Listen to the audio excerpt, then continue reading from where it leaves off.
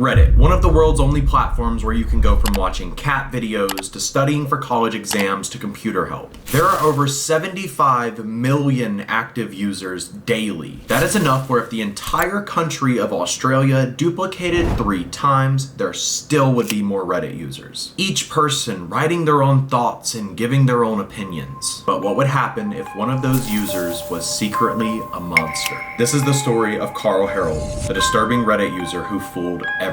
Carl Herold, or also known as Reddit user u/Carl H, lived in Huntsville, Alabama. Now, if you've ever been to Huntsville, Alabama, you would know there's not much to do, and Carl knew this. For his hobbies, he started learning how to program, and he got extremely good at it. So good, in fact, that on September 25th, 2009, he started his own subreddit on what would be called Carl H Programming. Carl used this subreddit to provide hundreds, if not thousands, of lessons and free resources for people. These lessons ranged from beginner to advanced, and it wasn't long that Carl's subreddit exploded. Most search terms on Reddit, and he basically took over the entire market. He was described as being extremely helpful, and he even won an award called Redditor of the Day. As if that's not enough, users were posting that they wanted to commit suicide, and Carl was providing help and even helped one user get safely to the hospital. All of these helpful deeds he was doing was really putting him on a radar like no other. Thousands of users joining left and right, and hundreds of users reaching out to him personally. It got so large that he had to create his own website called Computer Science for Everyone. Here he just did daily blogs about programming and was just kind of letting people know what was going on in his life. It wasn't long before this blog took off, where he eventually had to start a YouTube channel, and the YouTube channel surpassed over 30,000 subscribers. Here he would make tutorial videos like he was doing on Reddit, but these were a little bit more in depth because you could see his screen. With all of this new internet fame, he decided he wanted to do a Q&A, which means question and answer, and our user commented, "What do you like to do outside of programming?" To which he responded with, "I love spending time with my family." This single response later would unveil a disturbing truth. In November of 2013, things went dark. And I mean literally, Carl's internet blueprint had completely disappeared off the map. His YouTube, his website, his subreddit, everything seemed to just shut off, and his account was inactive.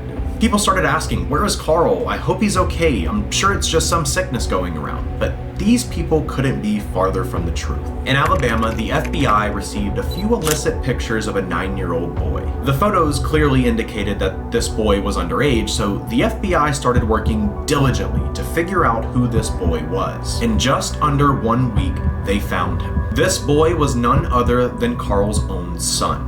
The boy had been held captive for several years and not even getting a glimpse of sunlight, all while Carl and his associate named Charles Walker Donovan were sexually abusing him and filming it all from their house. The break that Carl was taking wasn't because he was sick or busy.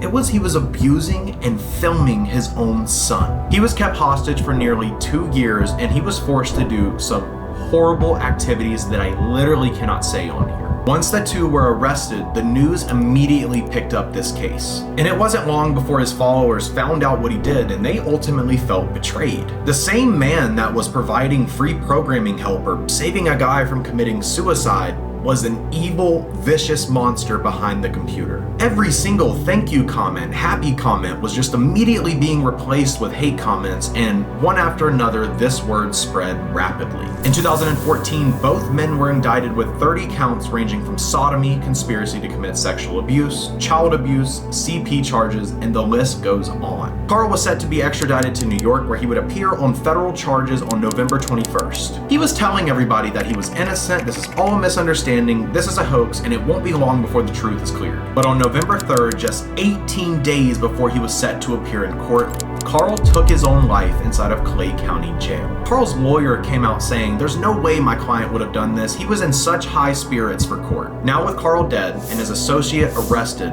this case kind of just was settled and dust cleared. But 2 years later, on July 2nd, 2016, a mysterious post popped up on the subreddit written by none other than Carl himself.